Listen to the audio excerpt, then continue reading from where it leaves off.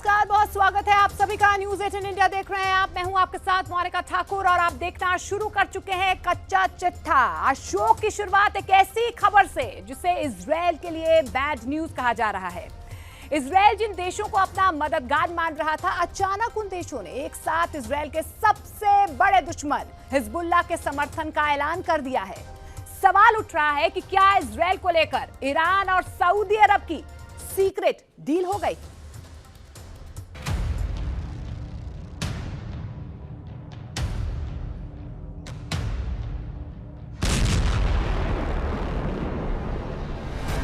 ये video Lebanon से आया है। इसे रिकॉर्ड करने वाला इजरायल का ड्रोन है और नीचे भागते हुए लोग हिजबुल्लाह के लड़ाके हैं। गौर से देखिए ये वीडियो। ये दोनों भागते हुए एक बिल्डिंग में दाखिल होते हैं ताकि इजरायल के ड्रोन इन्हें देख ना लें, लेकिन होता वही है जो इजरायल का ड्रोन चाहता है।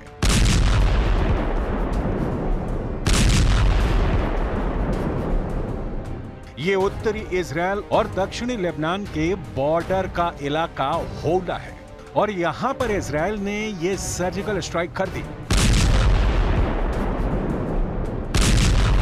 अब ये वीडियो देखने के बाद क्या हिजबुल्लाह चीफ गुस्से में होगा? क्या बेंजामिन नेतन्याहू जश्न मनाएंगे? कौन गुस्सा होगा, कौन खुश, या फिर इसका उल्टा होगा?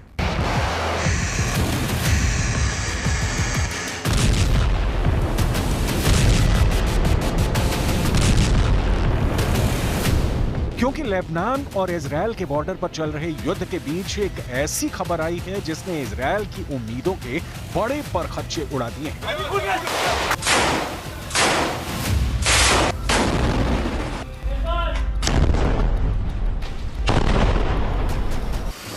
खबर ऐसी है कि हिजबुल्लाह सेंटर स्टेज पर आ गया है और अरब देशों का बॉस कहा जा रहा है। लेबनान के इस मिलिशिया को जो अरब देश दुश्मन मानते हैं, अचानक वो हसन नसरल्लाह के इर्द गिर्द इकट्ठा होना चाहते हैं।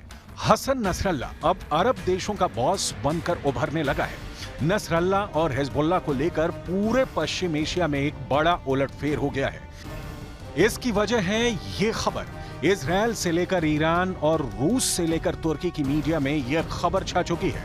खबर यह है कि 22 अरब देशों के संगठन अरब लीग, जिसमें सऊदी अरब, मिस्र और यूएई जैसे देश हैं, उसने हिजबुल्लाह पर अपना रुख बदल दिया है। अरब लीग अब हिजबुल्लाह को आतंकी संगठन नहीं मानता। अरब लीग के सहायक महासचिव हुस्सम जकी ने लेबनान के दौरे पर मिस्र की मीडिया को दिए इंटरव्यू में कहा, अरब लीग ने पहले हिजबुल्लाह को आतंकी संगठन माना था। हिजबुल्लाह से हमारी बातचीत बंद हो गई थी। अब अरब लीग के सदस्य मानते हैं कि हिजबुल्लाह पर यह नजरिया ठीक नहीं है। अरब लीग ने 2016 में हिजबुल्लाह को टेरर ग्रुप करार दिया था, लेकिन अब अरब लीग के अंदर हिजबुल्लाह की इमेज बदल गई है। इससे पहले 7 मई को अरब लीग ने सीरिया को भी वापस अपने गुट में शामिल कर लिया था। हिजबुल्लाह और सीरिया दोनों को हमेशा ईरान का पक्का समर्थन रहा है। ऐसे में क्या अरब लीग के फैसले को ईरान के आगे झुकना माना जाए? क्योंकि हिजबुल्लाह कोई देश नहीं, एक मुल्क का मिलिशिया है और उसे लेकर अगर अरब देशों का ज़हन बदला है तो इसके पीछे क्या ईरान की पावर है? क्योंकि पिछले 2 सालों में ईरान ने सभी अरब देशों से अपने रिश्ते सुधारे हैं और अब इसका फायदा हिजबुल्लाह को भी मिलने लगा है। हिजबुल्लाह की पावर का एक और वीडियो देखिए। लेबनान इजरायल बॉर्डर पर हिजबुल्लाह ने ईरान की दी हुई अल्मास एंटी टैंक मिसाइल से हमला किया और इस मिसाइल ने सीधे जाकर इजरायल की नेमर बख्तरबंद गाड़ी को उड़ा डाला। इस तरह की टक्कर अभी तक कोई अरब देश इजरायल से नहीं ले पाया है, बल्कि गाजा पर बमबारी को लेकर अरब देश अभी तक बैकफुट पर रहे हैं। हालांकि अब हिजबुल्लाह जिस तरह से इजरायल पर हमले कर रहा है, उसने अरब लीग को एक अलग प्रेशर में डाल दिया है। अरब लीग ने अब अपना फैसला बदल दिया है और यही वजह है कि हिजबुल्लाह के ठिकानों पर बम गिरने के बावजूद हसन नसरल्लाह बहुत खुश हैं और अरब लीग के एक्शन से बेंजामिन नेतन्याहू को बहुत बड़ा सदमा लगा है। अरब देशों के रुख ने हिजबुल्लाह और इजरायल का मूड बदल दिया है। हालांकि इसमें कोई शक नहीं कि हसन नसरल्लाह ने अभी तक इजरायल के खिलाफ उत्तर में जो मोर्चा खोला हुआ है, उसमें हिजबुल्लाह को लगातार झटके मिले हैं। बहुत कम दिन ऐसे गुजरते हैं जब लेबनान में हिजबुल्लाह के किसी लड़ाके का जनाजा ना निकले। ولا التهويل ينفعكم واعلموا أنه لن يثنينا أحد في هذا العالم عن القيام بواجبنا الشرعي والأخلاقي والإنساني في مساندة أهلنا المظلومين في غزة. लेबनान में इस वक्त बड़े युद्ध का खतरा मंडरा रहा है। ये लेबनान के लोग भी जानते हैं और हिजबुल्लाह के समर्थक भी इस बात को समझते हैं। كل ما يصير في تشييع عم نيجي وإن شاء الله بنيجي على طول وإن شاء الله النصر قريبا قريبا قريبا جدا وما بنخاف كل شيء عم تشوف فدا المقاوم وأكيد إسرائيل ما حترعبنا لا حتخوفنا ولا شيء نحن حنطلع وحنرجع على بلدنا إن شاء الله। इजराइल पर हमास के हमले को 9 महीने होने वाले हैं और इजरायली सेना पर हिजबुल्लाह के हमलों को भी 9 महीने होने वाले हैं। 7 अक्टूबर को हमास ने इजराइल पर अटैक किया। 8 अक्टूबर को हिजबुल्लाह ने भी इजरायली ठिकानों पर रॉकेट दागने शुरू कर दिए थे।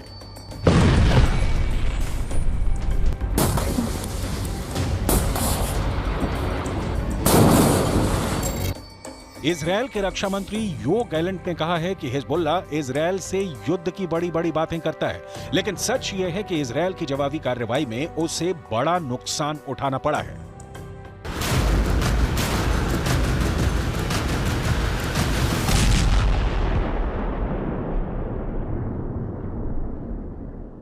ולא קל לתושבי הצפון. יש דבר אחד שאני יכול לומר לכם על זה, וזה שלחיזבאללה וללבנון הרבה יותר קשה. זה קל לדבר מהבונקר ולשאת הצהרות. בסופו של עניין יש שם מעל 450 הרוגים למחבלים. इसमें कोई शक नहीं कि गाजा, इजरायल और लेबनान का वॉर जोन इस वक्त बहुत एक्टिव है। इजरायल और हिजबुल्लाह लगातार एक दूसरे पर हमला कर रहे हैं और अब डर है कि हिजबुल्लाह 2006 वाले प्लान को दोहराएगा। 2006 में हुई किडनैपिंग के दौरान इजरायल और हिजबुल्लाह के बीच युद्ध भी हुआ था, जिसमें दोनों तरफ बड़ा नुकसान हुआ। 2006 में हिजबुल्लाह और इजरायल के बीच 34 दिन तक युद्ध चला था। तब इजरायल के 121 सैनिकों को मिलाकर 160 लोग मारे गए थे, जबकि हिजबुल्लाह के 250 लड़ाकों समेत लेबनान के 1000 लोगों की मौत हुई थी।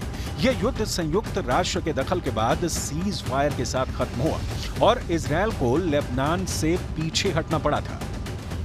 वैसे सवाल यह भी है कि क्या इजरायल हसन नसरल्लाह को खत्म करने की तैयारी कर रहा है? इजरायल की सुरक्षा एजेंसियों में इस बात की भी चर्चा है कि क्या हसन नसरल्लाह को किडनैप किया जा सकता है। हिजबुल्लाह के इस कमांडर ने कैसे इजरायल की नाक में दम किया हुआ है, आप उसे एंटी टैंक मिसाइल वाले हमलों को देखकर समझ सकते हैं।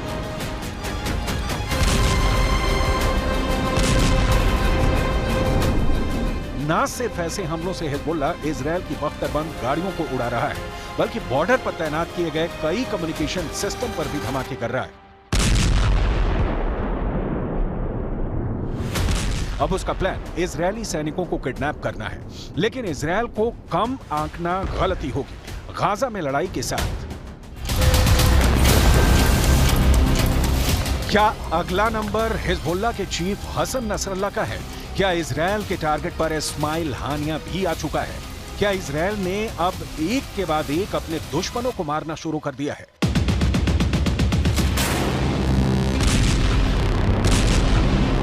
करीब 9 महीने से पूरा पश्चिम एशिया एक बड़े युद्ध की चौखट पर बैठा हुआ है।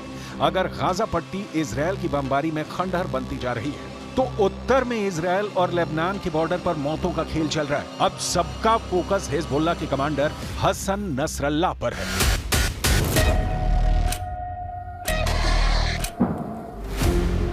हसन नसरल्लाह का हेडक्वार्टर लेबनान की राजधानी बेरूत में है।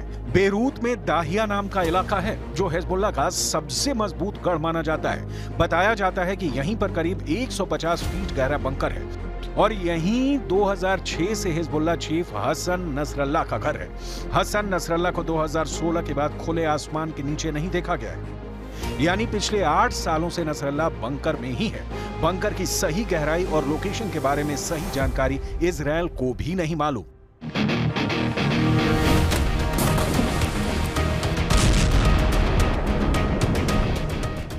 आखिरी बार 2016 में हसन नसरल्लाह को पब्लिक के बीच देखा गया था। हसन नसरल्लाह का पब्लिक के बीच आना अचानक होता है। इसके बारे में उसके सुरक्षा कर्मियों को भी आखिरी पलों में बताया जाता है। हसन नसरल्ला के साथ बंकर में 19 सुरक्षाकर्मी हमेशा मौजूद रहते हैं।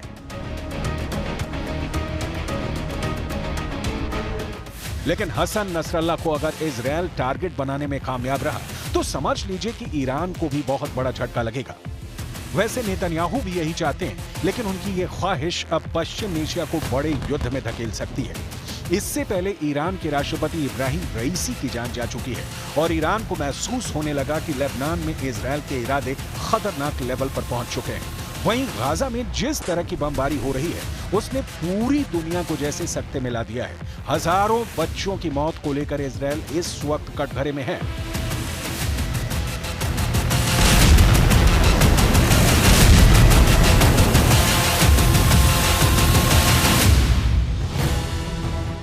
वहीं नेतन्याहू अपनी जनता के बीच भी बुरी तरह घिर चुके हैं। नेतन्याहू के सिरदर्द की बड़ी वजह हमास और हिजबुल्लाह से ज्यादा ये तस्वीरें हैं। इजरायल की राजधानी तेल अवीव में तो लगातार प्रदर्शन हो रहे हैं। अब यरूशलेम में भी पब्लिक सड़क पर उतरने लगी है। ये लोग नेतन्याहू के यरूशलेम वाले घर के बाहर इकट्ठा हो रहे हैं। गुस्सा इतना ज्यादा है कि इजरायल में नेतन्याहू को प्राइम नहीं क्राइम मिनिस्टर कहा जा रहा है। ये पब्लिक नेतन्याहू से इतनी गुस्सा है कि अब वो प्रधानमंत्री को बर्खास्त करने की मांग कर रही है। नेतन्याहू की तस्वीर वाले इस पोस्टर पर लिखा है, नेतन्याहू को बर्खास्त करो। इजरायल में प्रदर्शनकारियों का कहना है कि हमास के खिलाफ लड़ाई में नेतन्याहू फेल है और अब बंधकों की रिहाई के लिए भी सरकार कुछ नहीं कर रही। मंच पर चिल्ला चिल्ला कर नेतन्याहू की सरकार को गिराने की मांग हो रही है। לא תהיה עסקה ולא תהיה תקומה עד ששלטון נתניהו ייפול. כשהוא ייפול, אנחנו נקום. We think that he has to make a bigger effort in bringing back the hostages. We want to talk him down because he is a major corrupted person. He lies and thieves the country and the people. He doesn't do the job. He wants to continue the war endless. So we think he's a jerk and he has to go home. And we are demonstrating against him. इस वक्त 120 Israeli बंधक Hamas के कब्जे में हैं और 9 महीने के युद्ध के बाद भी इजरायल हमास को खत्म नहीं कर पाया है। सीज फायर के लिए नेतन्याहू पर प्रेशर तो है, लेकिन वो इस दबाव के आगे झुकने को तैयार नहीं है। इजरायल के लोगों का कहना है कि हमास जब सीज फायर के लिए राजी है तो नेतन्याहू क्यों अपने लोगों को रिहा कराने के लिए आगे नहीं बढ़ रहे।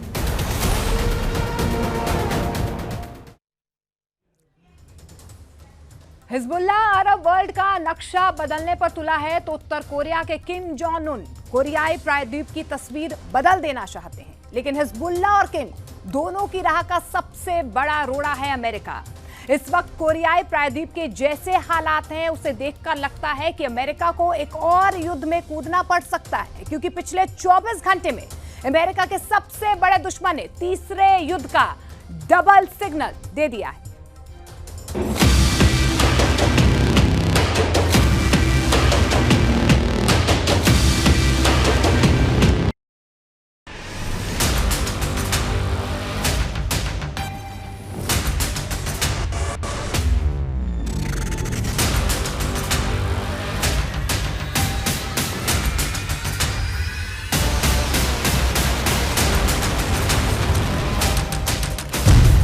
उत्तर कोरिया ने दागी बैलिस्टिक मिसाइल।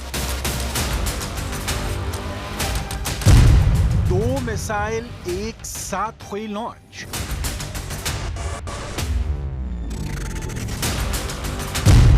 किम जोंग के निशाने पर कौन है?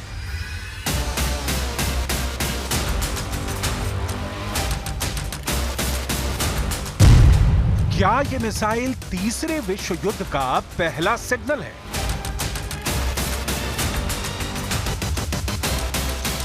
उत्तर कोरिया के शासक किम जोंग उन की बारूदी सनक ने अमेरिका को डरा दिया है। अमेरिका बहुत ज्यादा घबरा गया है। बिल्कुल सही सुन रहे हैं आप। किम जोंग उन ने एक बार फिर एक नहीं दो बैलिस्टिक मिसाइलें दागी हैं। उत्तर कोरिया की मीडिया ने बताया है कि दोनों कम दूरी की बैलिस्टिक मिसाइल थी। पहली मिसाइल 600 किलोमीटर दूर जाकर गिरी, जबकि दूसरी मिसाइल करीब 120 किलोमीटर दूर जाकर फटी। उत्तर कोरिया की मिसाइल फायर से एक बार फिर उत्तर कोरिया और दक्षिण कोरिया में तनातनी बढ़ गई है। उत्तर कोरिया ने मिसाइलों को उस वक्त लॉन्च किया है जब अमेरिका, दक्षिण कोरिया और जापान ने वॉर एक्सरसाइज की है। उत्तर कोरिया ने बहुत साफ शब्दों में धमकी भरे अंदाज में कहा था कि वो आक्रामक और जबरदस्त प्रतिक्रिया देगा। दावा किया जा रहा है कि पहली मिसाइल तो अपने लक्ष्य तक पहुंचने में कामयाब रही, लेकिन दूसरी मिसाइल रास्ते में ही फट गई। मिसाइल कहां गिरी इसकी सटीक जानकारी नहीं मिल पाई है। दक्षिण कोरिया के ज्वाइंट चीफ्स ऑफ स्टाफ ने एक बयान में कहा कि मिसाइलों को उत्तर कोरिया के जंगयोन शहर से 10 मिनट के अंतराल पर लॉन्च किया गया था। 2차 발사한 북한의 미사일은 초기 단계에서 비정상적으로 비행했을 가능성이 있습니다. 비정상 비행 중 폭발하였다면 잔해가 내륙에 떨어졌을 가능성도 있습니다.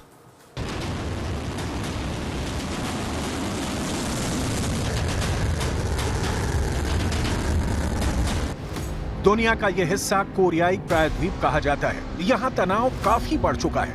उत्तर कोरिया और दक्षिण कोरिया के बीच एक चिंगारी विनाशक तबाही ला सकती है। दक्षिण कोरिया के मिलिट्री चीफ ने कहा है कि उत्तर कोरिया की ओर से की गई उकसावे वाली हर तरह की कार्रवाई का अमेरिकी सेना के साथ मिलकर जवाब देने के लिए हम तैयार हैं। किम जोंग ने यह मिसाइल ऐसे वक्त में दागी है जब अभी दक्षिण कोरिया, अमेरिका और जापान का संयुक्त अभ्यास फ्रीडम एज हाल में ही खत्म हुआ है। इस एक्सरसाइज के लिए अमेरिकी नौसेना के एयरक्राफ्ट कैरियर थियोडोर रूजवेल्ट ने दक्षिण कोरियाई बंदरगाह बुसान में लंगर डाला था। 北朝鮮がミサイルを発射した後の韓国の発表については承知をしており、ミサイル警戒データのリアルタイム共有等を含め、日米韓3カ国で緊密に連携し、対応に万全を期しているところであります。現時点で断定的な評価を行うことは差し控えますが、いずれにしても我が国の領域や排他的経済水域へのミサイルの飛来は確認されておらず、また関係機関からの被害報告等の情報は確認されております。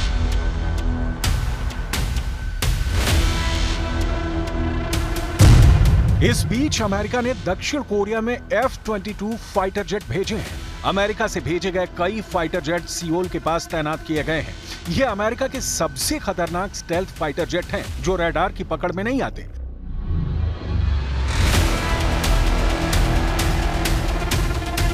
माना जा रहा है कि अमेरिका के इस कदम से नॉर्थ कोरिया और साउथ कोरिया के बीच कभी भी जंग छिड़ सकती है। अमेरिका ने साउथ कोरिया में सैन्य तैनाती कर दोनों देशों के बीच तनाव को और बढ़ा दिया है। किम जोंग उन के दुश्मन पूछ रहे हैं कि क्या उनके कंधे पर पुतिन का हाथ है, और यही वजह है कि वो दुनिया की सबसे बड़ी ताकत को भी लाल आंख दिखा रहे हैं। पिछले महीने ही रूस के राष्ट्रपति व्लादिमीर पुतिन उत्तर कोरिया के दौरे पर गए थे। पुतिन ने तब व्यापक रणनीतिक साझेदारी वाले एग्रीमेंट पर हस्ताक्षर किए थे। इस समझौते में यह वादा भी शामिल है कि अगर इनमें से एक भी देश पर हमला होता है तो दोनों देश एक दूसरे की मदद करेंगे। इसके बाद से प्योंगयांग और मॉस्को के बीच बढ़ते सैन्य सहयोग को लेकर चिंता जताई जाने लगी थी। 24 सालों बाद पुतिन की ये उत्तर कोरिया की यात्रा थी। यूक्रेन पर रूस के आक्रमण ने मॉस्को को प्योंगयांग के करीब ला दिया है, क्योंकि पश्चिमी ताकतों ने रूस के खिलाफ प्रतिबंधों को बढ़ा दिया है।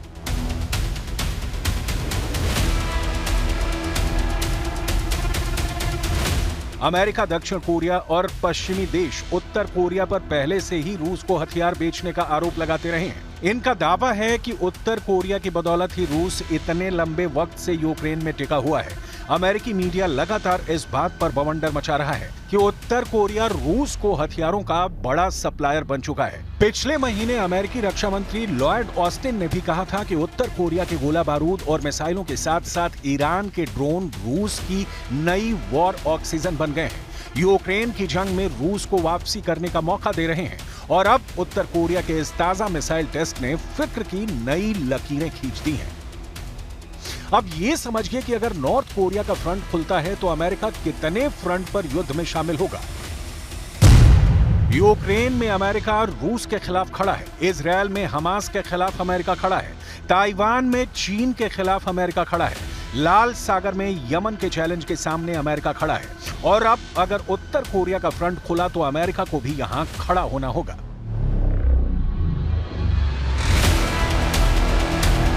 अमेरिका ने फिलहाल अपने F-22 स्टेल्थ फाइटर जेट को दक्षिण कोरिया में तैनात कर दिया है, लेकिन क्या इतना काफी होगा? हालांकि सियोल में अमेरिका की तरफ से कितने फाइटर जेट तैनात किए गए हैं, इसकी जानकारी नहीं दी गई है। F-22 अमेरिका का बेहद ही शक्तिशाली फाइटर जेट है। 80 के दशक में तैयार किया गया अमेरिका का F-22 फाइटर स्टेल्थ जेट आज भी दुनिया का सबसे आधुनिक लड़ाकू विमान माना जाता है।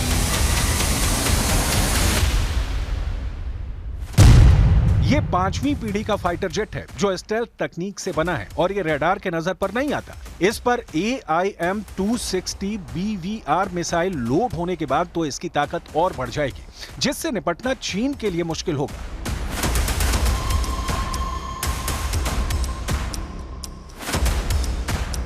पश्चिमी मीडिया ने दावा किया कि अमेरिका ने अपने F-22 रैप्टर विमान में जो मिसाइल लोड की है वो लंबी दूरी तक मार कर सकती है। F-22 इसलिए बहुत खास माना जाता है कि अमेरिका ने जब ये विमान बनाया तो उसने इसे अपनी एयरफोर्स को लैस करने के अलावा किसी और देश को नहीं बेचा, यानी उसके दुश्मनों के पास इस विमान के बारे में बहुत कम जानकारी है। अमेरिका के पास 180 से ज्यादा F-22 विमान हैं और करीब 36 साल भी ये विमान अमेरिका की एयरफोर्स का सबसे खास जेट फाइटर बना हुआ है। ये यूरोप में भी तैनात है, जापान में भी तैनात रहता है और इस वक्त उत्तर कोरिया के लिए ये जहाज बड़ा चैलेंज बनकर आ चुका है।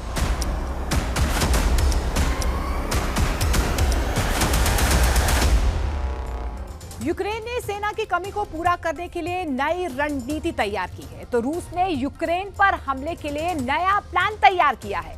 दोनों ओर से एक दूसरे पर जबरदस्त हमले हो रहे हैं, लेकिन इन हमलों में रूस का पलड़ा झुका हुआ नजर आ रहा है। ज़ेलेंस्की के लाख चाहने के बावजूद यूक्रेन की सेना पुतिन की नई मोटरसाइकिल फौज को आगे बढ़ने से रोक नहीं पा रही है।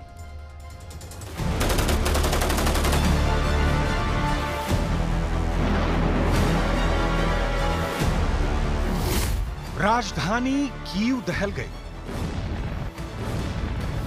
खार्किव में मच गई भगदड़, डोनेस्क में मच गई मारकाट, विल्नियांस्क में हुई 7 लोगों की मौत। पुतिन की फौज हर दूसरे मिनट यूक्रेन पर मिसाइलें दाग रही है। सेना के शिविर हों या आम आदमी के घर, मिसाइलें दोनों के बीच कोई फर्क नहीं कर रही। युद्ध के मैदान में यूक्रेन के सैनिक मारे जा रहे हैं और शहरों में आम आदमी।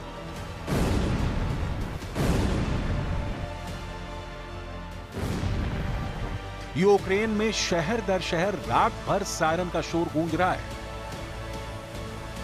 सुरक्षा एजेंसियां एक जगह अलर्ट जारी करती हैं तो पुतिन की सेना दूसरी जगह हमला कर देती है। सेना के सुप्रीम कमांडर राष्ट्रपति ज़ेलेंस्की के सामने मुसीबत है कि देश की रक्षा कहां-कहां करें। पूरा देश पुतिन के क्रोध से खौल रहा है।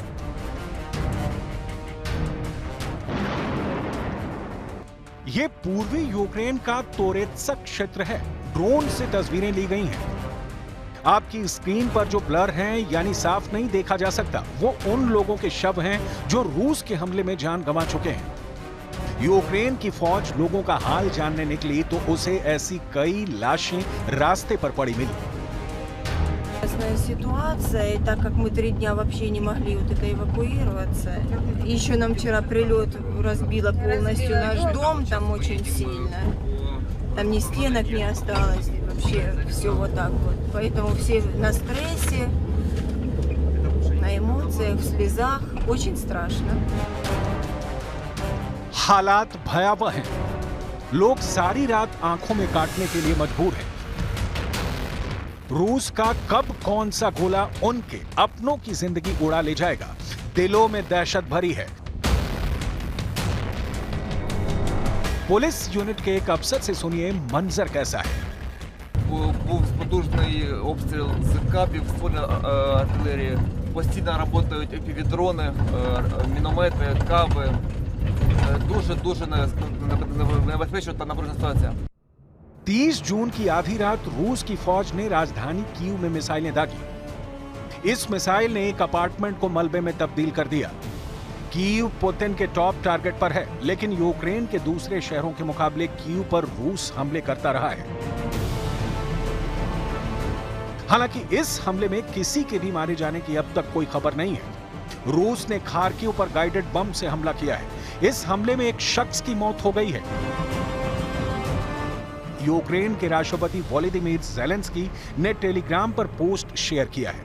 रूस ने यूक्रेन के खिलाफ पिछले एक हफ्ते में 800 गाइडेड बमों का इस्तेमाल किया है। विश्व बिरादरी हमें जितनी जल्दी मदद करेगी, हम उतनी ही तैयारी के साथ रूस के हमलों का जवाब दे पाएंगे। हम रूस की मिलिट्री इंफ्रास्ट्रक्चर को सबक सिखा पाएंगे। हम उतनी ही जल्दी शांति स्थापित कर पाएंगे। ज़ेलेंस्की के पास अपील के अलावा बहुत सारे विकल्प नहीं बचे हैं। शांति की जो अपील ज़ेलेंस्की कर रहे हैं उसमें यह शामिल है कि नाटो ताकतें जो हथियार उन्हें सप्लाई कर रही हैं उनमें तेजी लाई जाए और उसकी तादाद बढ़ाई जाए, क्योंकि ज़ेलेंस्की के लिए जंग दिनों दिन मुश्किल होती जा रही है। हालांकि यह तथ्य है कि जहां जंग के शुरुआती दौर में सिर्फ रूस ही यूक्रेन पर अटैक करता था और यूक्रेन सिर्फ काउंटर अटैक करता था, अब यूक्रेन रूस में घुसकर भी हमले कर रहा है और रूस के हथियारों को तेजी से नष्ट करने में भी कामयाब हो रहा है।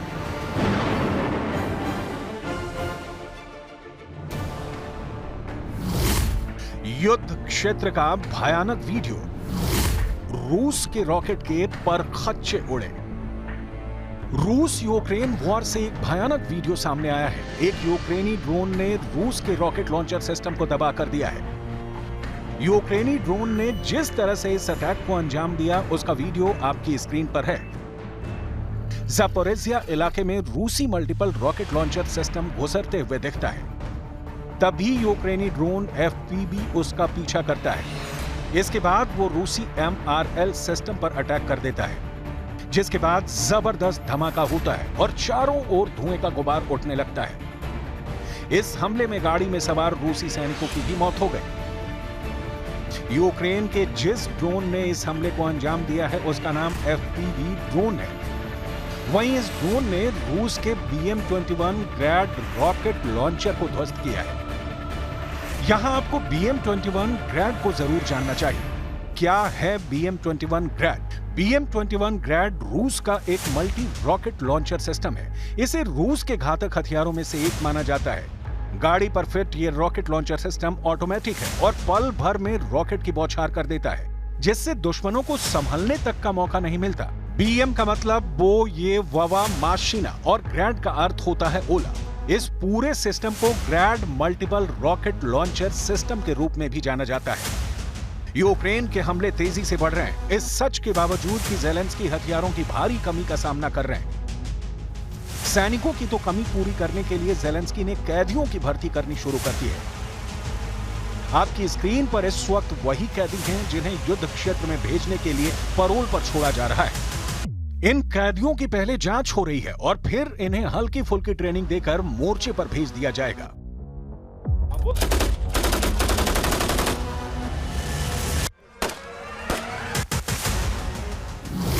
यूक्रेन में अब तक ऐसे 3000 कैदियों को रिहा कर मिलिट्री यूनिट में शामिल किया जा चुका है। यूक्रेन के कानून मंत्री के मुताबिक यूक्रेन करीब 27,000 कैदियों को सेना में शामिल कर सकता है। अपने देश यूक्रेन के लिए लड़ने के लिए जेल से छोड़े जा रहे कैदियों को जेल प्रशासन क्या समझा रहा है, आप भी सुनिए। Головне – це бажання, бо ви йдете захищати батьківщину, там на 50% не вийде, там треба на всі 100, навіть на 150. Якщо кожен буде викладуватись на повну катушку, то, соответственно, і мета буде досягнута, і задачі будуть виконані. यूक्रेन के कैदी देश के लिए लड़ेंगे और इसकी मौत जान भी हो सकती है, लेकिन कैदियों का मैसेज लाउड एंड क्लियर है कि देश के लिए कुछ भी करेगा। Які хочуть це робити, це я думаю, що це гарна ідея. Не всі тут знаходяться, як вам сказати, такі злочинці, як думають на волі люди. Тут є такі ж хлопці, які просто ступилися. І у них є бажання, велике бажання захищати свою державу, чому б не дати. सैनिकों की संख्या में कमी को देखते हुए पुतिन ने भी रूस में कैदियों को रिहा कर उन्हें सेना में शामिल किया था। ज़ेलेंस्की भी यही कर रहे हैं। 2 साल 8 महीने की लड़ाई का नतीजा यही है, लेकिन ये सिर्फ सेना की संख्या है। यूक्रेन में यार रूस के आम आदमी कितने मारे गए हैं, इसका कोई भी सटीक आंकड़ा या रिकॉर्ड दुनिया की किसी भी एजेंसी के पास मुकम्मल तौर पर नहीं है। इस बीच खबर आ रही है कि रूस ने यूक्रेन को मात देने के लिए नई रणनीति अपनाई है।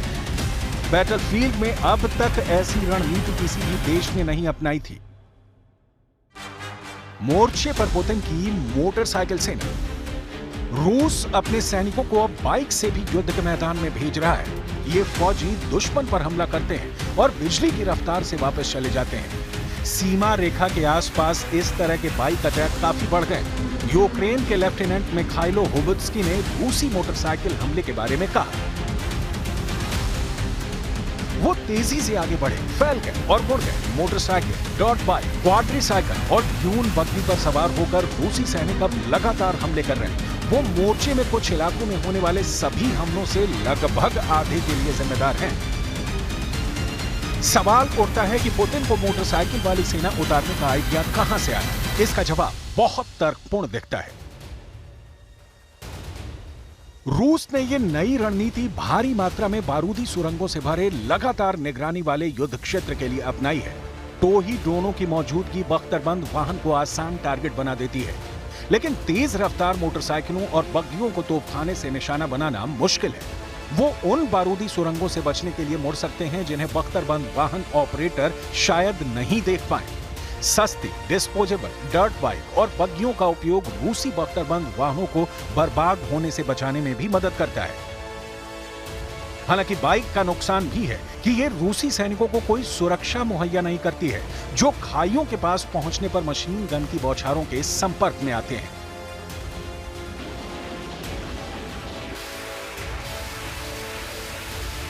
बख्तरबंद वाहनों का स्टॉक खत्म हो रहा है, इसलिए रूसी सेना अपने सैनिकों को सस्ती मोटरसाइकिलों पर युद्ध में भेज रही है।